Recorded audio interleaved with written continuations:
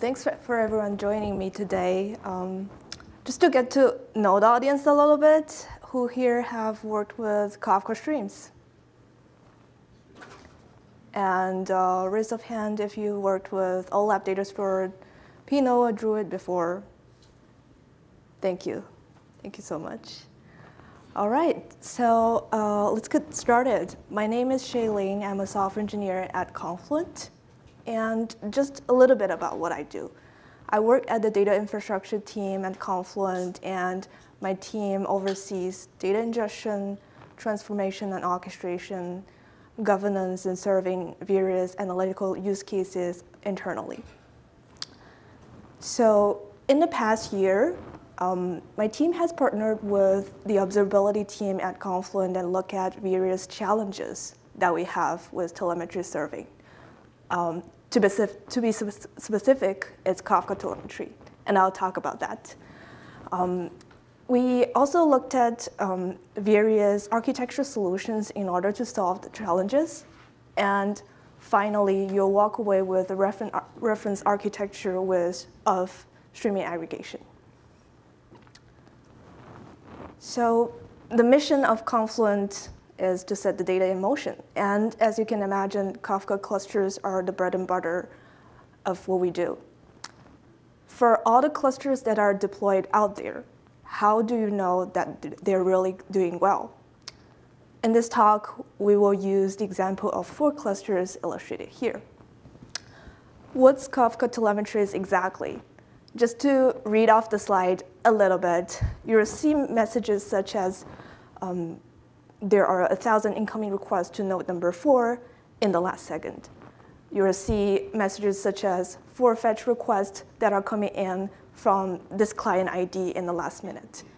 Number of stored bytes in partition 1 node 4 is this amount. So these are vital measurements from Kafka clusters to admins to tell them how they're doing at any given time. Just a quick refresher of terminologies that we're going to use throughout the talk. A Kafka cluster can consist of multiple topic partitions. Each of that topic partition resides in one broker node, and the broker nodes are responsible for writing the topic data onto hard disk, as well as taking in producer requests from producer client and consumer requests from consumer clients. And last but not least, clusters. Clusters can consist of 1 or more brokers. You can have 0 Kafka topics if you just created it, or more Kafka topics as your business grows. So now that we have the basics straight, what we are dealing with are not just 4 clusters. At Confluent, the Kafka telemetries are flowing in at 5 million events per second. That's what makes the challenge particularly exciting. So when we talk about telemetry serving, let's first talk about usage patterns. As I mentioned earlier, when we are operating at this scale, just looking at raw data points is far from enough. That means instead of looking at things like stored bytes is this amount at node 4 at given time, we want to generate facts, for example, billable facts. Our billing team uses stuff like number of bytes of cluster 1 in the last hour to generate bills for our customers. And to support operations, we often also go beyond facts. That means we need to go beyond stuff like CPU utilization was 89% at this timestamp into something like trends. We need to look at time, these usages over a time scale. For example, for the past week, Friday night is where we have that peak CPU usage. Instead of looking at things like, this is the number of fetch requests from client ID devapp01, we also need to do things like attribution. Stuff like, who are the top 5 consumer clients or producer clients to these broker nodes? that's when we talk about attribution and finding out stuff like there's a particular producer client that's causing problems. Well, maybe sometimes it can be a good thing too. And putting everything together, that's where you will get these really good diagnostic insights. So facts, trends, attribution, diagnose. To support Confluent operationally and analytically, the first thing that we want to do, guess what, is put raw telemetries into a time series optimized OLAP data store. In our case, Apache Druid. So just for the sake of my talk today, I'm going to simplify things a little bit for everyone here. On the left, the data points are raw telemetries that are coming in. So one thing you should take away is Druid or Pinot, these services can ingest data in real time from Kafka as data flows in. Once the data is stored inside of it, the segment data goes into segments. Segments are created at a time interval, for example, 15 minutes, an hour, things like that, or when enough data gets accumulated, whichever conditions are met first. And on top of it, for simplicity, let's just say there's a query engine that are responsible for answering analytical queries from metric clients. So what does it mean for our 4 clusters? Now that we have introduced Druid, instead of just giving away raw data points, that means mostly nothing for people, then now we can answer analytical queries and generate insights about these clusters that are deployed out there. So this actually worked pretty well. We were able to scale out the Druid cluster and being able to take in enormous data ingestion, as I said, 5 million events per second. And there are more and more metrics client that flows in. However, over time, we do find ourselves being stretched out, and I'll talk about what are the problems that we see. In order to explain the scalability problem, I'd like to take a quick example. So hourly storage metric is one particular metric that's often used by both the customer, external customers like at Confluent, and internal customers, billing teams, for example. For a good size of a cluster, you usually could have 100 topics, and each topic roughly have 10 partitions and a replication factor of 3. That means in order to compute just one metric for one cluster, you could scan up to 180,000 data points in real time. And like I said earlier, for Confluent, we're not managing one cluster at a time. We're managing hundreds of thousands of clusters, and there are easily hundreds of custom metric aggregations that we do in order to support this operationally. To make things worse, actually, there are different parties at play here. Our data consumers can be confused. I'll explain what it means. Internally, there's the data science teams, there is the billing engineering teams, your FP&A teams, and externally, our customers are everyone is leveraging the same data set to generate these insights. And it's not rare a situation where these consumers need to spend hours and hours to reconcile the metric values when things don't meet. Even the slightest difference in their Druid query could cause this problem, and time could be at play here. I'm talking about data completeness at point in time. If these consumers had queried Druid at different times, they could eventually, even if the queries are the same, the results may not be the same. So what do we do with this? To solve this challenge, the observability team and data infrastructure team come together. We decided to shift from this pull-based interface to a push model. To elaborate, what this means is we want to compute these in-demand metric aggregations upfront and publish it to a uniformed metrics platform. In this section, I'll walk through briefly what are the architecture options that we looked at. First, there are roll-up tasks that we can do within the OLAP data store. This can be achieved through custom roll-up tasks in Apache Druid. And another popular example is StarTree index in Pinot. This is where you define what are the dimensions you want to aggregate and what's the aggregate function. The OLAP data store kind of takes care of it behind the scene. Next, we can always aggregate as the data comes in through stream processing frameworks. Popular frameworks such as Kafka Streams and Flink can support this.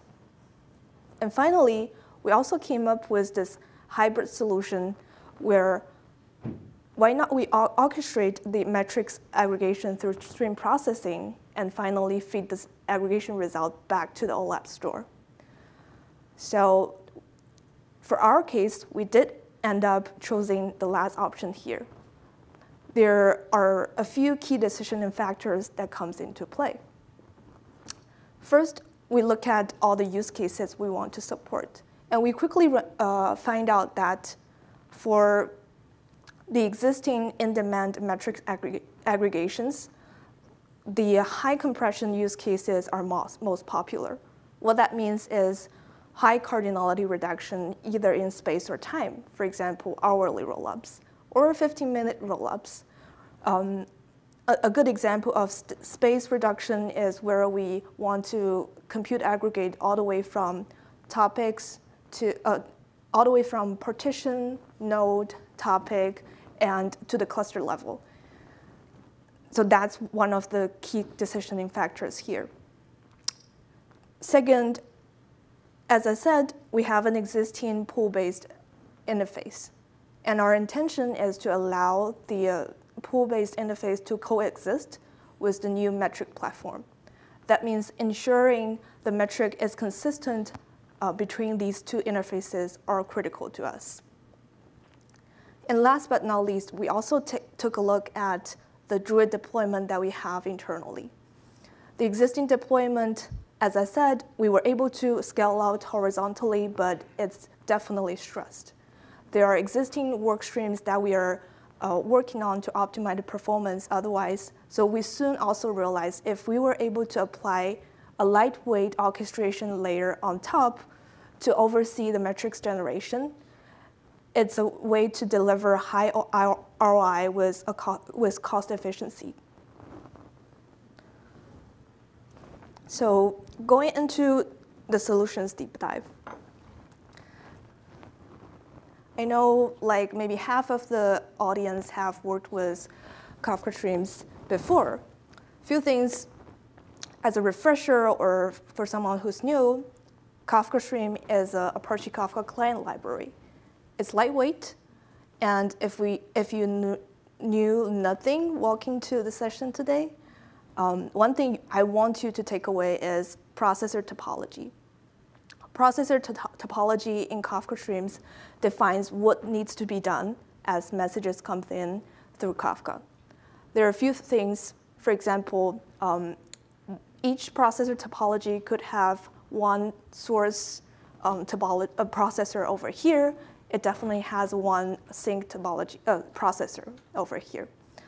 And you usually deploy the topology in form of a Java microservices. You always deploy that alongside with your Kafka cluster. And you'll be able to enjoy things like parallel processing and fault tolerance right off the box because all the processing state is backed by Kafka topics. Another thing to know about Kafka Streams is the library provides the Streams DSL and processor API. For the Streams DSL, you have these standard data operations such as joins, window aggregation right off the box. And for processor API, you're getting essentially more fine-grained control, or more like the native Java client coding. you got to implement things like custom data operations or state store management. In our case, we did opt to use Processor API extensively. However, the good news is you got to always mix and match the streams DSL and Processor API throughout your topology. So here's how the solution works conceptually. As I said, the raw telemetries are coming in into the Druid cluster. And Druid will be sending segment metadata signals that triggers the whole process, which we'll explain in a minute. Within the processor topology, what we have is a metric store. The metric store decides when to aggregate certain metrics, how to go about it, and once the aggregations are done, the results are published back to Kafka. This means that the previous metric client that are pulling will be able to subscribe to the new aggregation topic and get to use that right away. In addition, we also envision the same aggregate values can be synced back to the Druid segments again to support further ad hoc queries or further roll-ups if needed. So if I take the example of 4 clusters again, this is what it means. Now, instead of these data consumers issuing queries on their own, they now stand behind one uniform interface. At any given time, they will have a uniform view of how the clusters are doing.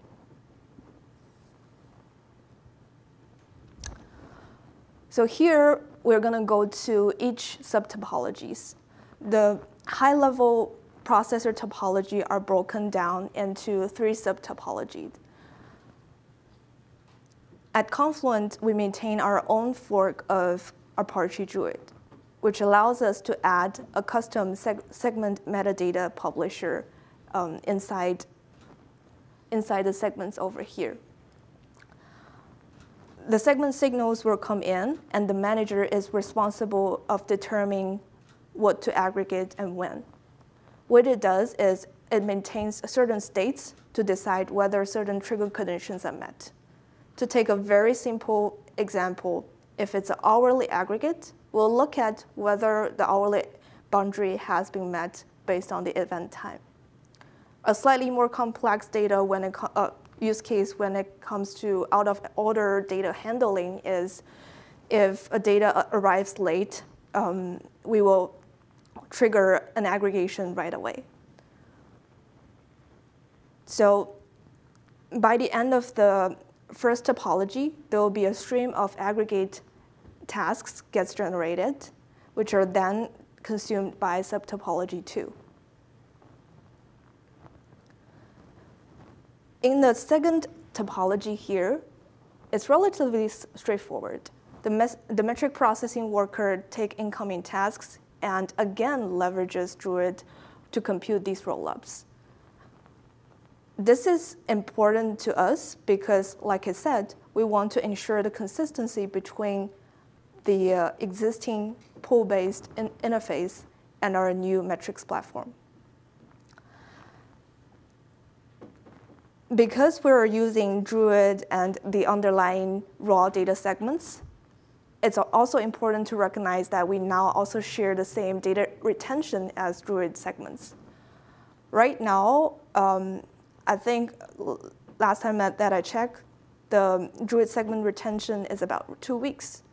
And later in time, if cold storage is available, we can effectively extend the data retention to infinite. So going into the last step of the processing, previously we had generated aggregated value as the output. And here, these additional processing is to meet our business logic. Here, our data consumers are expecting metrics in OpenTelemetry format. For the most part, it's very straightforward. given a raw aggregated value, we want to form a structured data in form of OpenTelemetry using protobuf. There are cases where that is less straightforward. For example, if you're familiar with OpenTelemetry, for counter type metrics, we always need to publish delta since the last emit. And I'll give an example. For example, if at 9 a.m. we received a counter read that is 100, then for the next time when we emit, looking at things, for example, 9:45, the counter value now becomes 110. Then at 9:45, in the format of OpenTelemetry, we want to emit the delta, which is 10 in this case. For that, we introduced the metric state store in order to remember the previous state to support semantics like this.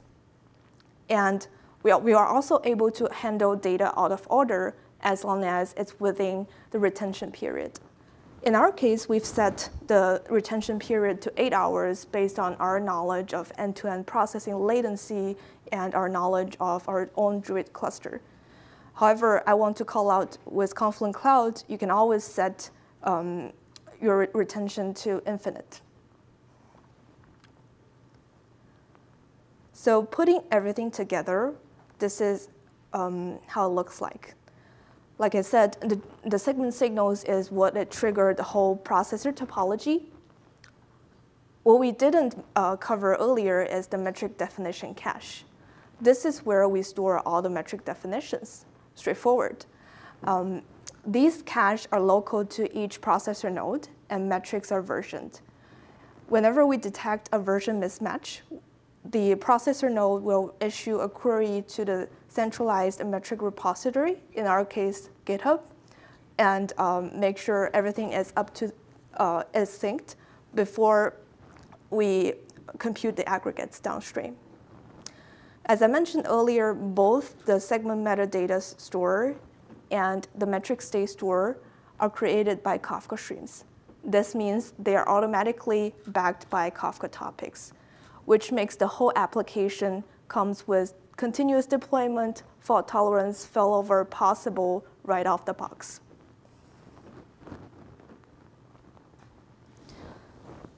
So as we implement this, there's one other notable learnings. KIP 878 is about horizontal scaling in Kafka streams. A little bit of a context.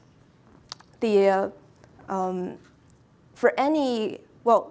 Kafka streams applications or for any Kafka clients, really, your parallelism is bound by the number of partitions of your input topic. As your business expands, it's natural for you to be wanting to increase the parallelism by increase the number of partitions of your input topics. That's what KIP 878 is here for. We worked with Kafka Streams engineering team at Confluent, and here's the proposal.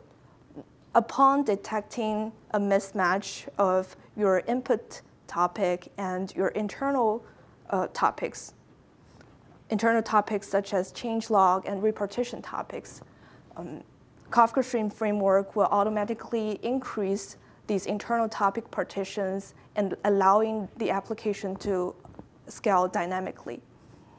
This works particularly well if your application is stateless or statically partitioned. What does it mean?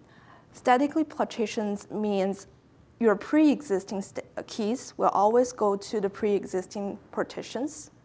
So throughout the horizontal scale out, you won't need to perform state migration.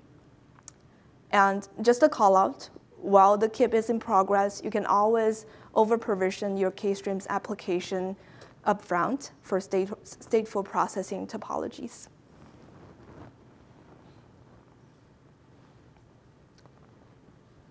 So in closing, let's review the journey. Our 4 clusters are sending chaotic, noisy messages all the time. We are able to support these analytical ad hoc queries by introducing a OLAP data store.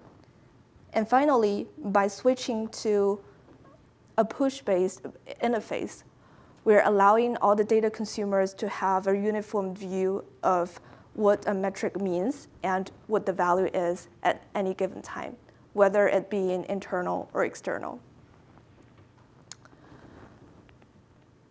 So that is it for my talk today. Thanks everyone for joining. I'll take questions from here. I guess what I'd say is, like, when you took a hybrid approach, what was the driving factor when you decided, hey, wait a minute, microservice deployments aren't going to work for this. We should not put everything in there. Yes, that's a great question. I'll say the short answer is metric consistency is key here. We did look at a pure Kafka Streams-based approach, and the idea is we can define these metrics in form of processor topologies completely.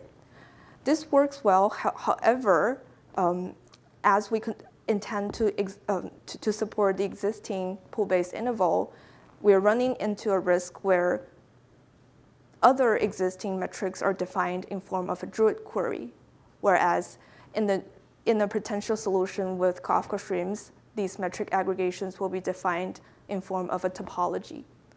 So that's a huge risk that we'll be running into if we go with that. Thank you. Thanks for the talk. My question is regarding your pre-migration, the initial approach. You mentioned about 5 million events per second. So in that approach, were you ingesting these 5 million events as is into Druid, or was there any other roll-ups happening before ingesting into Druid? So the ingestion problem doesn't change. It's always going to be supported by Druid. And what's happening here is we are orchestrating the metrics aggregation on top of Druid using Kafka Stream. OK, so even now, the 5 million events, raw events, still goes into Druid as raw events. Exactly. OK, thank you. I have two quick questions. One is that I think the KSQL DB is based on KStream, right? And any particular reason why you say do this in the low-level API in the KStream, not the KSQL DB? And the other question that is, you mentioned some of the metrics definition is saved as a file in the GitHub, I guess. And is that more like special DSL? Can that be described using SQL? Whether that makes things easier or more difficult? Yeah, I'll actually take the second question first. When I say this is saved in GitHub, it also can be saved in, let's say, like any database. For example, you can use Postgres for this, storing the metric definition. And you've had a good point, right? Our metric definition here in the final solution are actually in form of a Druid query. Because as I mentioned, processor number 2, we're actually leveraging Druid as the aggregation engine underneath to ensure consistency. That's how it works. So all the metrics are defined in Druid queries.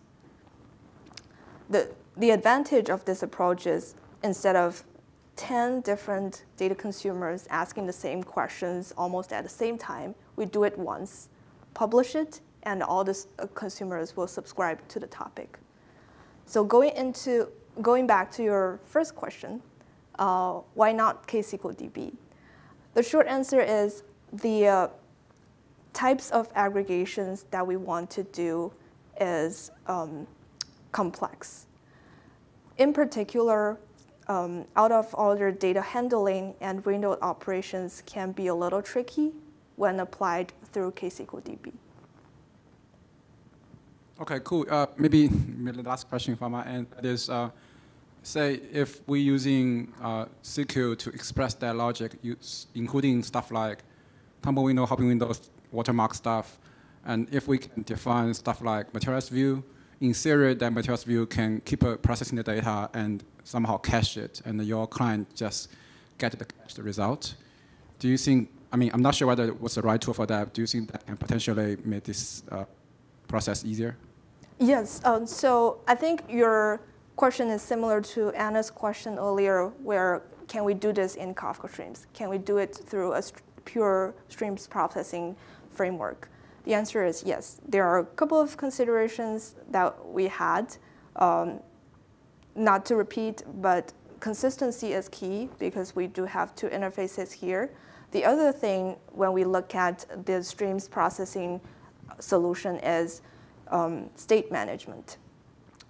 To maintain, I talked about out-of-order events. So if we want to calculate, say, an hourly metric, we'll need to essentially store the state of these metrics to a significantly long period of time in order to ensure the accuracy of that result. So that's one thing that comes into play where if you look at 5 million events going through this processing scheme and the amount of state in order to support different metrics, that's something, well, it's definitely different, but something to be engineered for, I would say. And just to add to the alternative solutions here, it's definitely something we did in-depth proof of concept for, and I'm personally very interested if any of your teams have tried this before. So connect with me offline. I'll be able to show you some details of our POC too. All right. Thanks.